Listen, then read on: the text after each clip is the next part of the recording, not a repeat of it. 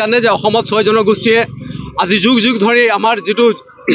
জন্মগত অধিকাৰ আমি জনজাতিৰ কাৰণে আমি সংগ্ৰাম চলাই আহিছো আৰু আপোনালোকে জানে যে 2016 চনৰ পূৰ্বে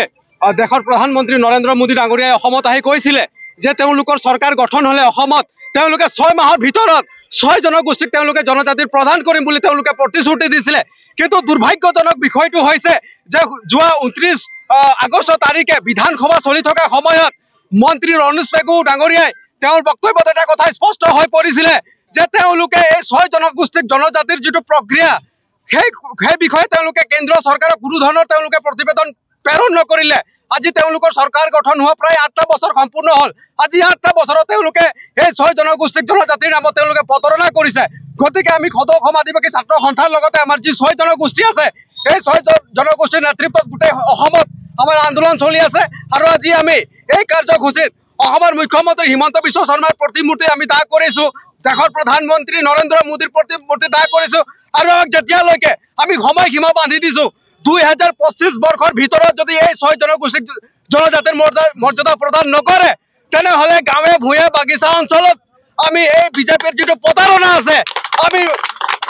আমি কংগালী বান্ধি ওলাম যে 2026 চনত আমি কোনো প্ৰকাৰে আমি বিজেপি চৰকাৰ অসমত অহাটো আমি নিবিচাৰিম আৰু তাৰ কাৰণে আমি যিকোনো গণতান্ত্ৰিক প্ৰতিবাদী আমি কাৰ্যসূচী কৰিবৰ কাৰণে আমি বাধ্য হ'ম। নমস্কাৰ মই অজয় ফুকন আৰু এইখিনিতে সমূহ এনি ভাৰত চেনেলটোৰ যিসকল কৰ্মকৰ্তা আছে সকলোৰে মোৰ ফালৰ পৰা শুভেচ্ছা জ্ঞাপন কৰিছোঁ। অসমৰ আচলতে সংবাদ জগতত নতুনকৈ আচলতে এটি আত্মপ্ৰকাশ ঘটিছে আমাৰ নিউজ চেনেল এনি ভাৰত আৰু এনি ভাৰতৰ এটা খুব ধুনীয়া এটা অনুষ্ঠান হ'বলৈ গৈ আছে। সকলোৱে জানে আমাৰ সকলোৰে মৰমৰ হাৰ্টথ্ৰব জুবিন গাৰ্গৰ গানে কি আনে আচলতে জুবিন দাৰ সেই গীতৰ আধাৰত আমাৰ হিৰুদাই লিখা সেই গীতটি গানে কি আনে এই গানে কি আনে নামৰ এটি তেওঁলোকে সাংগীতিক ৰিয়েলিটি শ্ব' কৰিবলৈ গৈ আছে আৰু 15 আগষ্টৰ পৰা গোটেই আৰম্ভ হ'ব। প্ৰথম অডিশ্যন অসমৰ ধেমাজি জিলাত আৰম্ভ কৰিব গতিকে সমূহ যিসকল প্ৰতিভা আছে যিসকলে গান ভাল পায় যিসকলে তেওঁলোকৰ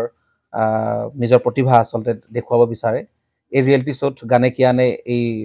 প্ৰতিযোগিতাত অংশগ্ৰহণ কৰক আৰু খুব ধুনীয়া আপোনালোকে সুবৰ্ণ সুযোগ লাভ কৰিব লগতে ইয়াতে পুৰস্কাৰ আছেই বিভিন্ন ধৰণৰ উপহাৰো আপোনালোকে লাভ কৰিব আৰু লগতে এগৰাকী